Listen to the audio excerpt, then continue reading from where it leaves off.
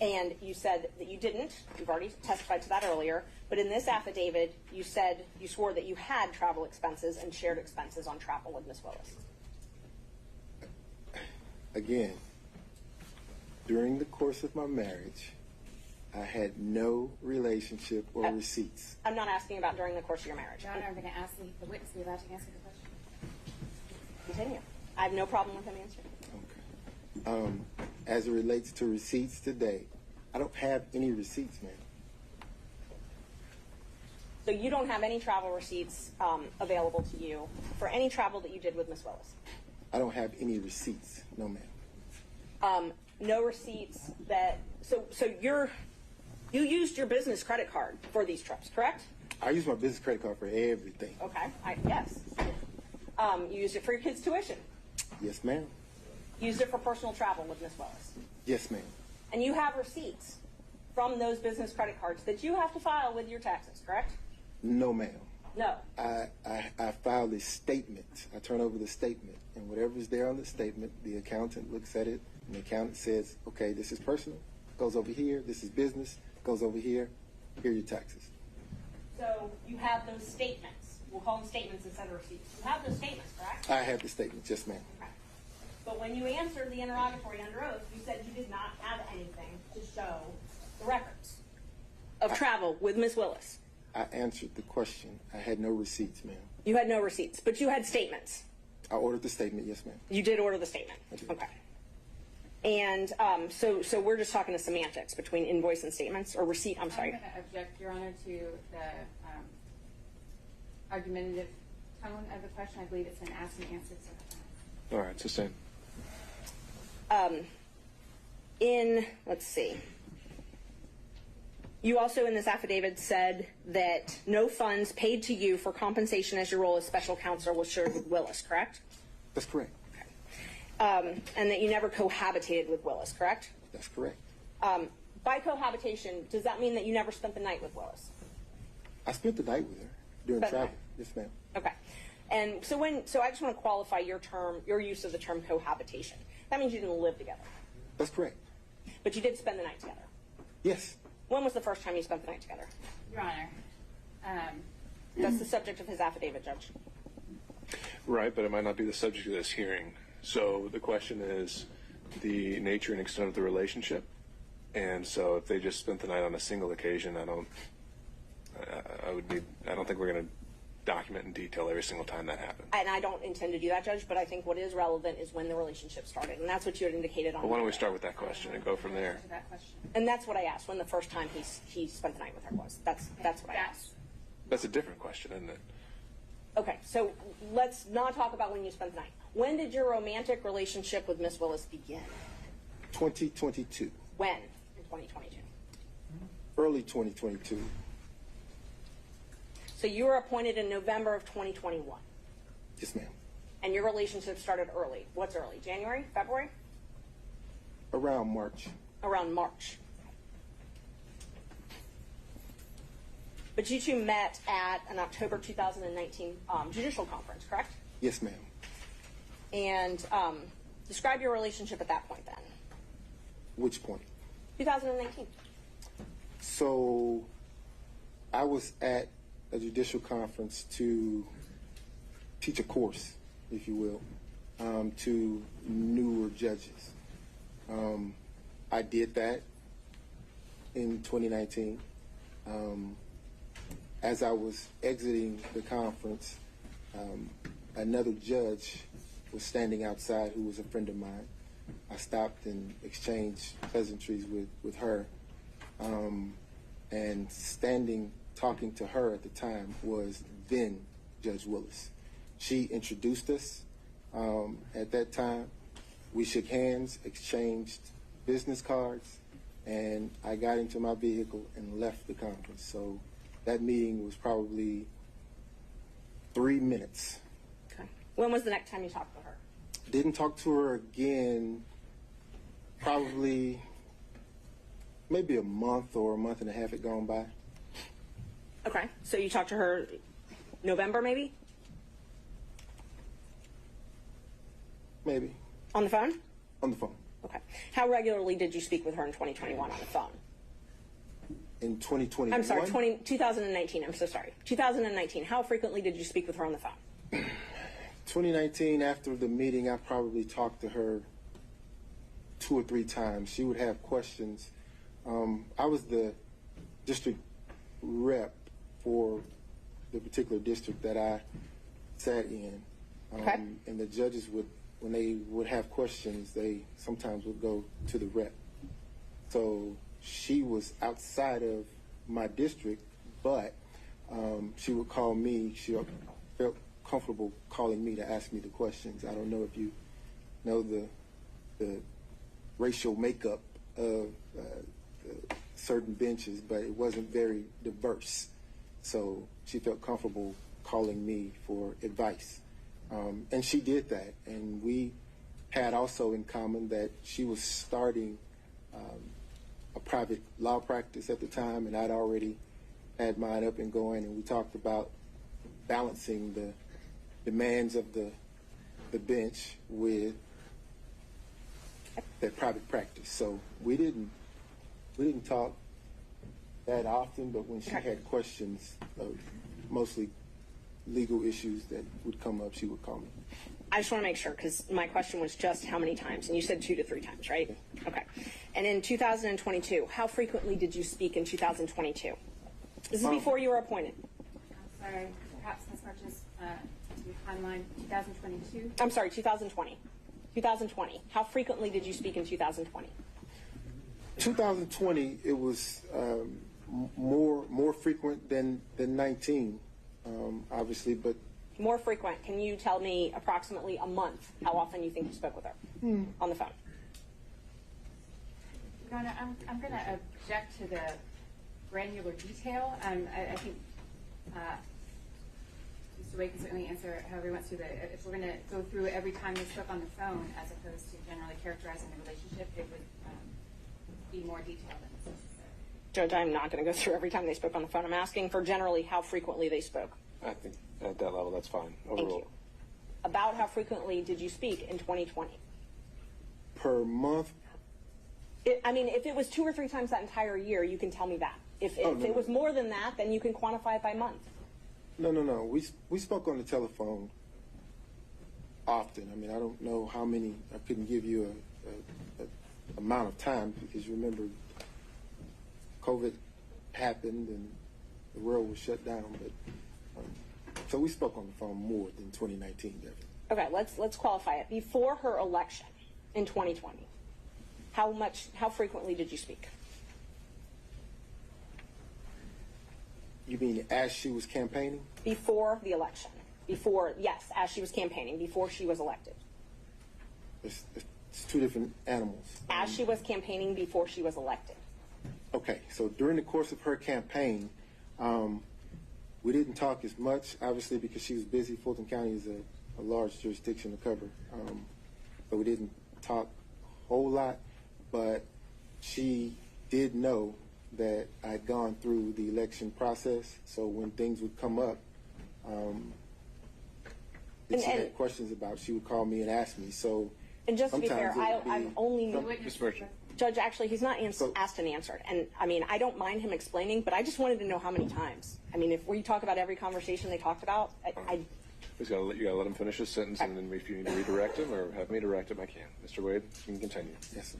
So sometimes it would be like a 3-second call. She would go, during your election, have you ever seen this? And I would say, no, but here's what I would do. And we'd hang up. She had a lot of professionals working for her, but she trusted my judgment, so she called me. It'd be a brief conversation, but she called. So my question was, how frequently did you speak with her prior to her election? Frequently? Infrequently? More than 2019, but it wasn't a everyday thing, no. In 2021, before you were appointed in November, so January to November 2021, the only time I'm talking about, how frequently did you speak with Ms. Willis on the phone? In 2021, then it became frequent. Frequent. Yes. But you did not work at the DA's office at that point, correct? I did not.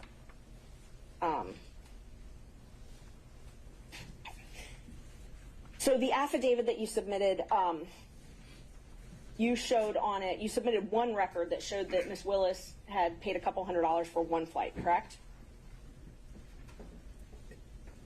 Say again? The affidavit that you submitted to this court showed that Ms. Willis had paid for one flight several $100s. Is that correct? No, ma'am. I think that, are you drawing a distinction for her paying for a flight or for her actually booking a flight? Because those are two separate things. I will re-ask it. The affidavit you filed in this court, you alleged that Ms. Willis paid for one flight. Paid for one flight, correct? No, ma'am. You did not allege she paid for one flight. No, ma'am. What I allege is that our travel was split roughly evenly. So where you see I have booked a flight or I've paid for a flight with my credit card, what you don't see is that she covered her own flight reimbursement to me. The flights that you see here are the flights that she would have booked with her own resources, with her own card. And there's one flight, correct? One flight reflecting that she submitted actually one booked. flight. Ms. Merchant, let him finish and then you can redirect him. One flight that she actually booked, yes. The other flights I booked, she paid for. So the affidavit, you submitted one flight that she booked and paid for. Yes, ma'am. Your Honor, I'm going to object to the phrasing of that question. The line in the affidavit is not as Ms. Merchant is representing it. It said examples of the District Attorney Willis purchasing plane tickets for she and I with her personal funds were attached as an exhibit. It certainly did not represent that it was the only example of the District Attorney purchasing flights for Mr. Wade or for compensating other travel. All right. Understand, Ms. Cross. I think that's something you can, it's now on the record, but also something you can take on cross. Thank you. And just so everybody is clear, all I asked you is, your affidavit, you submitted proof of one flight that she paid for and booked. That's all I'm asking. Correct? With the explanation, yes, ma'am. Okay. That's all I needed. You said in the affidavit that you roughly shared travel, though, correct? Yes, ma'am. Okay. So this roughly sharing travel, you're saying she reimbursed you. She did. And where did you deposit the money she reimbursed you? It was cash. She didn't give me any checks. So she paid you cash for her share of all these vacations. Mr. Schaefer, you'll step out if you do that again. Yes, ma'am. Okay. And so all of the vacations that she took, she paid you cash for. Yes, ma'am. And you purchased all of these vacations on your business credit card, correct? Yes, ma'am. Okay. And you included those in deductions on your taxes, correct?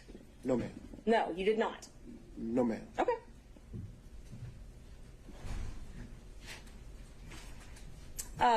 We'll get to that in just a minute then. Let's see. So the only thing that you have actual documentary proof, not cash, is this one receipt that you attached to the affidavit. Is that correct? Your Honor, I object to that question. That is a mischaracterization of the assertion that is in the affidavit. I'm asking. So then he can deny it. I think he can fend for himself. Ms. Merchant. Is this the only written proof that you have of a trip she paid for? That I have? Yes. Yes, ma'am. Okay. So you submitted the one piece of written evidence that you have that she paid for something. Everything else is in cash. Is that accurate? No. That's not accurate. Okay. Please tell me, what other receipts do you have then that show that she paid for things? I don't have them. Okay. Okay. So this is the only receipt that you have to show that she paid for travel. That I have. Yes, ma'am. Thank you. Okay. In your divorce case, you filed a domestic relations financial affidavit, correct? Yes, ma'am. Okay. The first one you filed was in January 2022, right? Thereabout. Yes, ma'am. And those are under oath? Yes. Okay. And you also filed corporate taxes in 2022, correct? Did. Okay. And tell me about your business. Do you have a partnership or are you a solo practitioner? As it stands today, Yes. so today, I have a separate PC. My law partner has his own separate PC. Okay. So, but we're under the same umbrella, under the same roof. So we share expenses, we share income, and we split it. So are you a partnership? We are a partnership in the sense of we share expenses, we share income. Are you registered with the state of Georgia as a partnership? So the WBC firm that included myself, Terrence Bradley, and Christopher Campbell, we were registered with the Secretary of State as a partnership Right. for a short period of time. That was dissolved, though, right, in 2023? I'm going to object to the witness answer his question. Mr. Wade, do you have something else to add there? I did. When things happened and we excused Mr. Bradley from that partnership, it left Christopher Campbell and myself. So now you have two separate PCs under the same umbrella, sharing expenses and income. Okay. So let me just narrow down my questions then. Are you registered? And have you been registered at any time in the state of Georgia as Wade and Campbell? Wade, no ma'am. Okay. You've never been registered as a partnership? As Wade and Campbell, no Wade ma'am. and Campbell, yes, thank you. But as Wade Bradley Campbell, yes ma'am.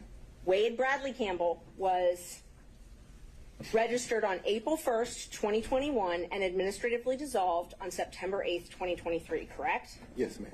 Okay. Other than that partnership, you have always been registered as law office of Nathan Wade, Yes ma'am. not with Chris Campbell. Correct. Thank you. So the affidavit that you filed in your divorce case, the first one in 2022, I think I'm up to number 7. I'm going to just give you a group of exhibits so we don't have to go back and forth. I'm marking the 2022 as 7. I'm marking the 2024 as 8. I'm marking the credit card statements as 9, and your taxes as 10. I'm going to object to the taxes because of the relevance of them at this point. The relevance of this entire business structure doesn't seem clear to me as either impeaching or relevant to the issues at the court's under the court's consideration. But insofar as we're talking about tax returns and other things like that, certainly that should be redacted, and I would object to the relevance of it. I agree they should be redacted. I don't agree to the relevance, but I haven't tried to tender them yet, Judge. I'm just marking them right now so that everyone can follow. All right. And what is the eventual relevance that you were getting at here? Well, I'm going to ask him because one of the things that we have to show in this case is a personal and financial interest. So, and he's talked about how he was reimbursed for these things, and so I have a right to go into the veracity of those statements. So let's see, 7, 8, sorry, 9. And then 10.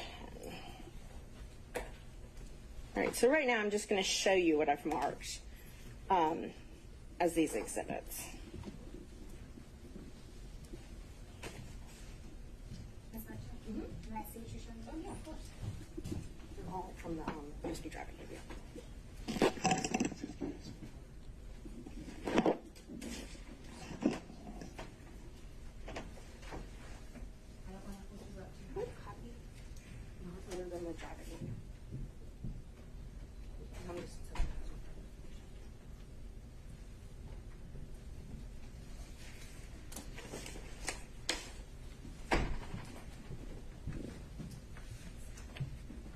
Can I approach, Judge?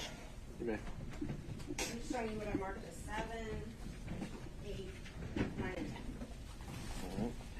Just so you have them for your reference as I ask you some questions. All right. So,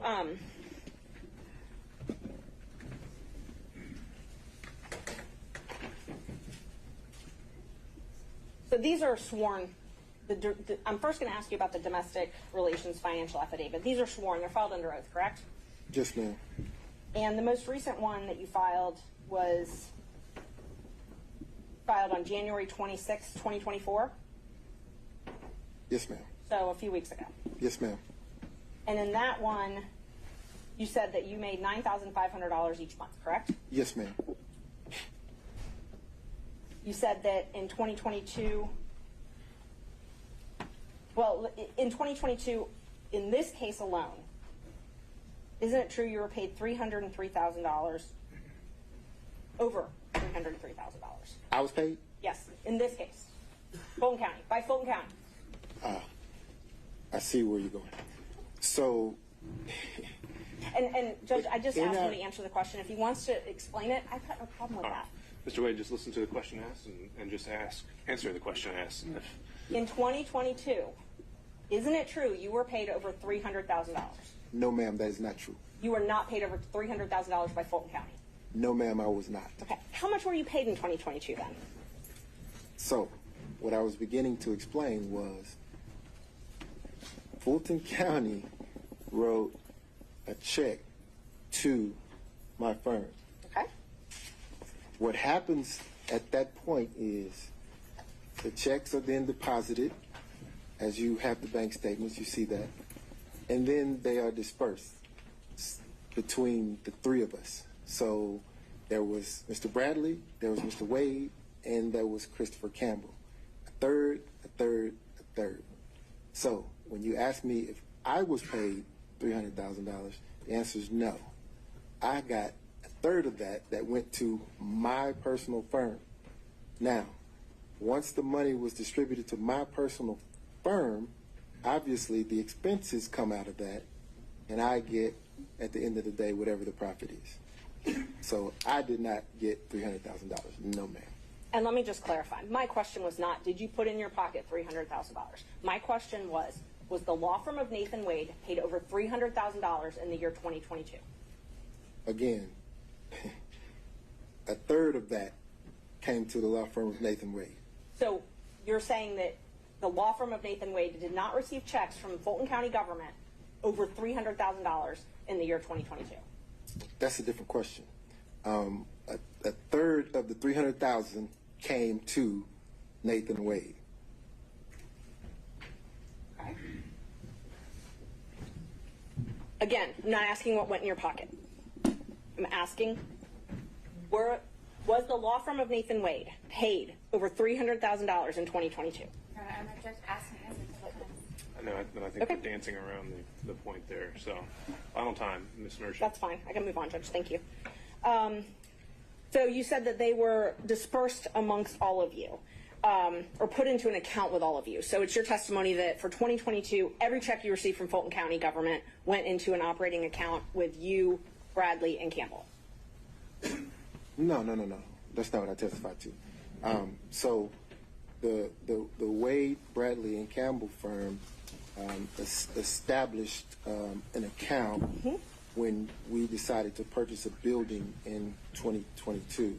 At that point, every piece of income that came into the entity went into that account. Okay. And then after expenses were paid, it was split a third, right? Once that was dissolved, then the funds would go into a different account, my account, one of my accounts. And then I would disperse the funds between now Attorney Campbell and myself, one half and one half. Okay. Make sense? It does. Let me be more direct then. So the Synovus operating account that you had for Wade, Bradley, and Campbell, Yes, ma'am. the checks from Fulton County from January of 2022 until June 17th, 2022, those checks were deposited in that operating account. Yes, ma'am. Starting on July 15th, 2022, the checks you received from Fulton County up until May 26th, 2022, all went into an escrow account that you had at Fifth Third Bank, correct? No, not all of them. Not all of them? Some of them, yes. So it's your testimony that some of your checks from July 15th, 2022 up until May 26th, 2023 Some of them went into an account outside of Fifth Third Bank. Your Honor, I'm going to object to the relevance of the financial transactions. How much money he made is highly relevant in this case. It's the personal financial business and where the money was, and I mean, it's just a follow-up on other things that he's testified to. And why is how much money he made relevant?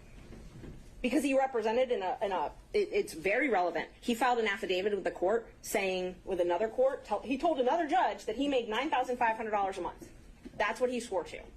And All right, so this entire inquiry is just to establish that prior and consistent statement. yes. All right. I'll give you a minute or two more to try that, but we're going to have to move on. Thank you. So I know you're saying that you only got a third of the $300,000, but you were paid over, the firm was paid over $300,000 in 2022, correct? So, Ms. Merchant, it's not what I'm saying. They're numbers. They're there. It's the truth. The funds were paid. They were divvied between the three of us, going into an operating account, expenses paid out of it. Okay. At the end of that, the 9,000 figure is what you have. So that's where you got the 9,000 figure from. Yes, ma'am. And let's see,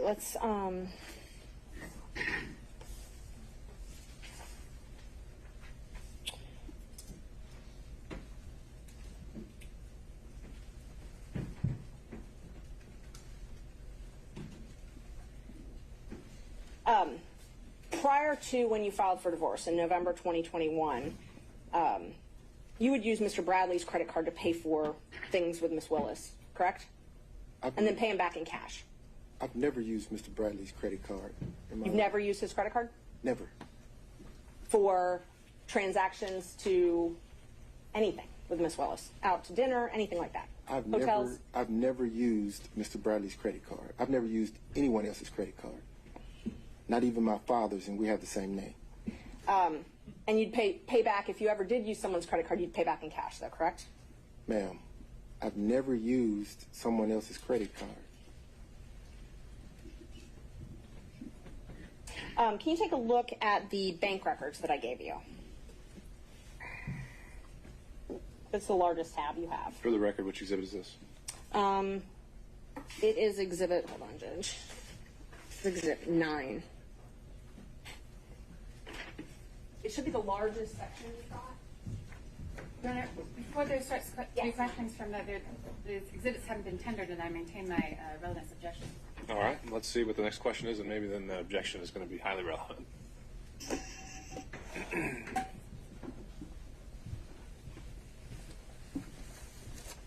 Okay. Is that an accurate copy of your Capital One statements that you provided in discovery to, is that an accurate reflection of your Capital One records? That I provided in discovery to whom? To your divorce lawyers, or that you provided in the divorce proceeding? Is the question, does he recognize it by sight? I'm asking if it's his statements, his bank I statement. think that is the question. Well, I mean, it's a thick document, but I believe you if you say that this is what my wife's divorce lawyer gave you. I believe it. Your name's on every page of that document, correct? On every page? Pretty much every page, if not every page. No, it's not on every page, no ma'am. They're all Capital One bank records showing. They are. Okay? Just take your time, look through it. Tell me if there's anything that you think is not yours. No, they appear to be. Okay.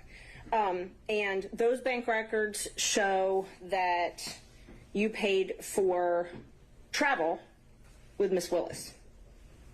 Yes, ma'am. Your Honor, I'm going to object the relevance of these documents and the. Well, I think, are you tendering Exhibit 9? I'm going to, Judge, and they're highly relevant to the whole Well, he's reason. asked him a question about the contents of them, and they haven't been admitted yet. So why don't we start there? Thanks. Those show travel that you and Miss Willis took. Well, so you're asking about the contents of something that hasn't been admitted yet, right? Well, I'm asking him if that's what it shows because I know that they're going to object on relevance. Well, first we got to say if it's you've authenticated it, perhaps, and before we get into other details of what's in it, I think I can it needs tender to be them. That's admitted. fine. I move to admit them. All right, Object on relevance. on relevance. All right, and on that overruled, Ms. Merchant. Thank you. Those records demonstrate that you paid for travel with yourself and Miss Willis, correct? They should. Okay. And let's just talk about that travel. Okay. The first trip is Belize in March 2023. Is that a trip that you took with Miss Willis? Are you asking? Did you take a trip with Miss Willis in 2023 to Belize? I did. Did you take a trip to California with Miss Willis in 2023? I did. Did you pay for those trips on that credit card? I used the credit card to book the travel, but understand. She paid you back cash. Well, let me say this. Let's take the Belize trip, for example, since Okay. you started there. That was a birthday gift to me, so I paid nothing for that trip. Zero. Okay. So the charges that are on your card, she gave you cash for? She did. Okay. So all of the charges. Excuse me, Your Honor, I believe the witness has finished answering the question. Oh, did you have more? I did. Okay. I wanted to get into the charges on the card because traveling with her is a task. You can probably imagine the attention that happens. So for safety reasons, she would limit her transactions. I mean, imagine trying to walk through an airport or sit at a restaurant or do anything. So there's no attempt to conceal. It's a credit card. Everything is here. So. And that's not what I asked. Okay. What I asked was the charges for Belize in March 2023 on that credit card. Those are things you purchased to go with Miss Willis to Belize. Those are things that we booked with my card that she Yes. paid. Yes. Yes. So those show up on your credit card. They do. And you're saying that she paid you cash to reimburse you for all of that. She did. And she paid you cash for both of your portions or just hers? Both. Okay. So that trip, Belize, just Belize, she paid you for everything on Belize. The entire trip. Okay. So the food, tattoo parlor, all that stuff, she paid for. I'm sorry, maybe repeat the question? There was no tattoo parlor in Belize. The charges, there's a tattoo parlor on the charges. I'm not getting into what it was for. I'm just asking if everything that's on that card related to Belize, she paid you back for. She paid for, yes, ma'am. Okay. Let's talk about California. In May 2023, you all went to California together. Yes. And you booked plane tickets. Yes. And her name was on those plane tickets. They were. And so I know you said that you were worried about security and things like that, but that wasn't her name. When she traveled, she had to use her name. Oh, so the plane tickets, yes, ma'am. Mm-hmm. Okay. And you paid for those plane tickets, and you paid for a hotel. So, again, the card, yes. You used your credit card, and I'm not asking about after what happened. I'm asking, did you use your credit card to book your flight and hotel to California? I did. And there's a lot of Ubers on there as well for California. Did you pay for those Ubers as well? Yes. Did We Miss were Wil- in Napa. And you're saying that Miss Willis, are you saying that Miss Willis paid you back for that? Yes. Did she pay for the entire trip, or did she pay for her half of the trip? The Napa trip, she paid for the excursions. So the expenses sort of balanced out. I mean, there was never, let me be clear, there was never a time when I would say, hey, I bought dinner. Dinner cost $25. You need to give me $25. Okay. If you've ever spent any time with Miss Willis, you understand that she's a very independent, proud woman. I'd object for not. So she's going to Overruled, Mr. White. so she's going to insist that she carries her own weight, and it actually was a point of contention between the two of us. She is going to pay her own way. So let me re-ask the question to make sure that you answer it.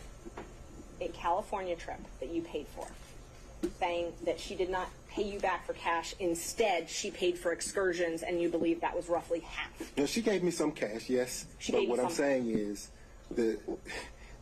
everything that we did when we got into Napa, she paid for. The trip that she booked on her credit card in Miami, did you pay her cash back for your half of that? No, So you never paid No. her back for the ticket she bought for you? no. I would say I did pay her back because there were times when I would pay for dinner. Okay. She would pay for dinner. It would balance out. But in a relationship, ma'am, you don't, particularly men, we don't go asking back for anything. So you're not keeping a ledger of things that you pay for versus the thing that she's paid for, which is why I said that it was a point of contention because she was very emphatic and adamant about this independent, strong woman thing. So she demanded that she pay her own way. But she's the district attorney of Fulton County, and she has to file financial disclosures disclosing any gifts with anybody that she does business with in Fulton County, correct? I don't know. Okay. A lot of shit pissed me off. Like we got Fani Willis and her ex lover, her co-worker, her person she was having the love interest in, Nathaniel Wade, pretty much getting interrogated. They're getting all their financial documents looked over with a fine tooth comb. They're trying to figure out is Fani Willis laundering money through Nathaniel Wade. It's messed up that they're gonna have to show as much uh, documents and information to prove that they weren't laundering any money through the DA office to Nathaniel Wade's private firm. It's one of them things where they seeing each other at work, and he's a work husband, and she's trying to move in. He was already married, so when they decide to get their relationship going and do their thing, supposedly he was still married, and he just filed for a divorce and get finally divorced with his wife, even though they were separated for years, supposedly what he said, and they're just trying to go through this whole investigation, trying to see if they're funneling any money, if he's um, cheating with on his wife, with the district attorney. It's a lot. A lot of corruption and stuff be going on behind the scenes.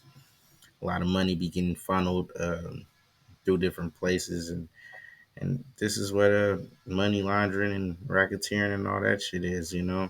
This is what the FBI be investigating, trying to see if these people, you know, taking funds from different campaigns or wherever and using them for themselves. It's a cold game where now you got all your financial records are getting looked through with a fine tooth comb. And, if you were doing anything suspicious back in the day, they're going to be looking forward to hanging your ass up for it. And, you can't be mad that he decided to move on with a woman with a little bit more power to put him in a better position and stuff like that. Women do this all the time. But now he's risking his whole career for her putting him in a better position, and her taking a liking to him and stuff like that. It's going to be a uphill battle to prove that they didn't do anything corrupt, and just try to get this Donald Trump case thrown out. And they're going to do, Donald Trump lawyers going to do anything in their power to make sure they look like idiots, look like they're using money illegally together while they're married, all the shit. It's so, these interviews are almost like 7 hours long. So I tried to chop it up. I tried to, you know, uh, put it as short as possible for you to get the concept of what's really going on in the court case. If you didn't want to sit back and watch that 7 hour long fucking interview or cross examination, whatever you want to call it, you know, with Fani Willis and Nathaniel Wade, and her father, Fannie Willis' father, went up there. And I might break down that video as well, but all he was saying is he told his daughter to hold a lot of money on her at all times, keep a lot of money in the house. You know, he was just trying to go off his daughter's testimony and pretty much, be a character witness for his daughter. But it's looking bad, if they could find any little thing, they're just trying to get Trump case thrown out. And they're doing a pretty good job. These lawyers should know they shit. That's how another another person in her what was it? Well, I think it was another lawyer in her district attorney office that got found doing some corrupt activity and got charged for gang related activity and stuff like that. So that was right up the street from her. So it's hard to say that she didn't know about certain things, and they got all these big cases, the YFL, but the Lucci case, and what was that, YFN, and then and then they got the YSL. Then I think I just said that. Yeah, they got the slime case going on with Young Thug, so that's all still in her jurisdiction and stuff. So all this shit is a lot, and they're just trying to break down what the hell going on in that Atlanta, trying to see what's going on in that Georgia. You know, There's a whole lot of corruption. It looks like, it looks like they're calling people, um, making sure they know the cops is looking for them, and the DA office is working with criminals. Allegedly, people are going to jail for it. She just got charged with gang related activity. One of Fannie Willis's lawyers in the DA office. So it is what it is. They gonna keep on trying to milk the system. Get in there and take where they can, and you know, make a bag. Shit. It's fucked up that they try to go for Trump, and then Trump lawyers going for them. They should have been ready to go to battle. If you going against Trump, they're gonna pull out anything they can to get the case thrown out. So they gonna say all your people corrupt. They gonna look at any gang activity back in the day, anybody talking to anybody, like any loose ends they coming for, and they gonna try to unravel any case you had against Trump, against your damn corrupt DA office. It is what it is. Silence is acceptance. We ain't having. Like, comment, subscribe.